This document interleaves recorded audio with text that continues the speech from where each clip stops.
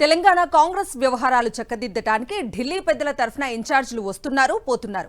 అంతే తప్ప తెలంగాణ కాంగ్రెస్ పార్టీలో ఎలాంటి మార్పు కనిపించడం లేదని గాంధీ భవన్ వర్గాల్లో చర్చ జరుగుతోంది. ప్రస్తుతం తెలంగాణ కాంగ్రెస్ ఇన్ఛార్జిగా పనిచేస్తున్న మీనాక్షి నటరాజన్ కూడా ఆశించిన స్థాయిలో పనిచేయటం లేదని కాంగ్రెస్ పార్టీ సీనియర్లు వ్యాఖ్యానిస్తున్నారట. 3 నెలల క్రితం వచ్చిన ఇన్ఛార్జ్ మీనాక్షి నటరాజన్ ఏదో చేస్తారని, మారుస్తారని మొదట్లో వార్తలు, విశ్లేషణలు విపరీతంగా వెలువడినప్పటికీ ఆమె కూడా చేతులెత్తేశారని అంటున్నారు. దాంతో ఇన్ఛార్జ్ విషయంలో తెలంగాణ కాంగ్రెస్ పరిస్థితి శరామామూలే అన్నట్లుగా తయారైందని అంటున్నారు. కాంగ్రెస్ అధిష్టానం చెప్పినట్టుగా పనిచేయడానికి ప్రతి రాష్ట్రంలో ఆ పార్టీ తరపున ఒక ఇన్ఛార్జి ఉంటారు. ఈ పదవి కాంగ్రెస్ పార్టీలో అత్యంత కీలకమైంది. హైకమాండ్ కు కళ్ళు చెవులు అన్నట్టుగా పనిచేసే ఇన్ఛార్జీలు కీలక నిర్ణయాల్లో భాగమై రాష్ట్ర పార్టీని బలోపేతం చేయాల్సి ఉంటుంది.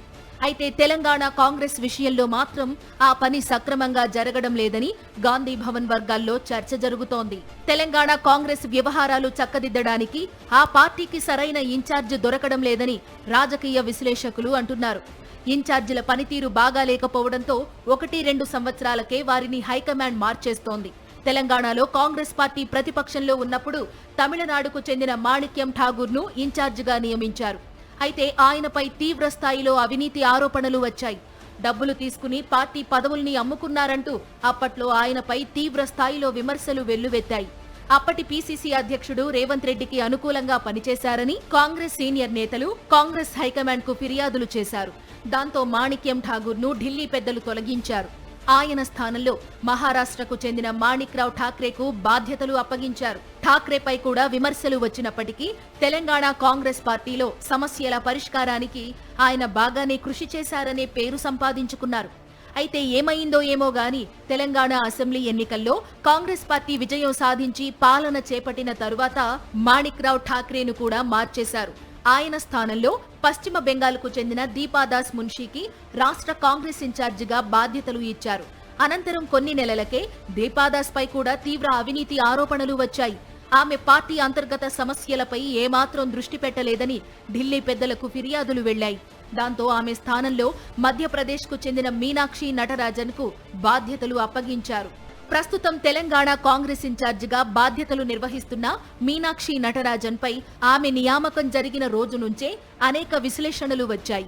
ఆమె కారణంగా పార్టీలో సమూల మార్పులు వస్తాయి, పార్టీ కార్యకర్తలకు ఇక మంచి రోజులు వచ్చినట్లే అని జోరుగా ప్రచారం జరిగింది. ఆమె కూడా అందరూ అనుకున్నట్లుగానే సింప్లిసిటీతో అందరినీ ఆకట్టుకున్నారు. అనంతరం ఏమైందో ఆమె కూడా తెలంగాణ కాంగ్రెస్ పార్టీని పట్టించుకోవడం మానేశారని తెలంగాణ కాంగ్రెస్ లో జూనియర్ల నుంచి సీనియర్ల దాకా మాట్లాడుకుంటున్నారు. నియోజకవర్గాల రివ్యూలంటూ 1-2 రోజులు హడావుడి చేసినప్పటికీ ఆమె ఆ పనిని కూడా పూర్తి స్థాయిలో చేయలేదని నేతలు అసంతృప్తి వ్యక్తం చేస్తున్నారు.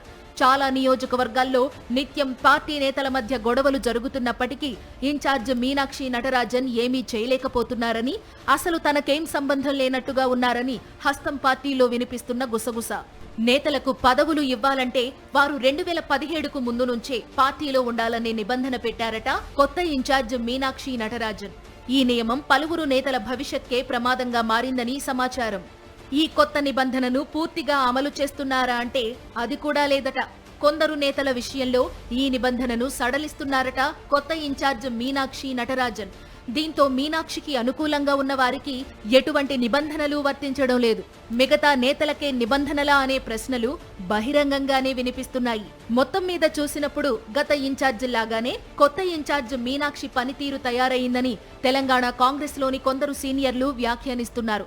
ఇన్ఛార్జీలు రావడం పోవడం తప్ప తెలంగాణ కాంగ్రెస్ వ్యవహారాల్లో ఆశించిన మార్పు రావడం లేదని వాపోతున్నారు. ఈ నేపథ్యంలో ఇన్ఛార్జిగా మీనాక్షి నటరాజన్ వచ్చి 3 నెలలే అవుతుంది కదా, మరికొన్ని రోజులు వేచి చూద్దామంటున్నారట కొందరు సీనియర్లు. అప్పటికీ మార్పు రాకపోతే ఆమెపై కూడా ఢిల్లీ పెద్దల వద్ద ఫిర్యాదులు చేయాలనే ఆలోచనలో ఉన్నారట.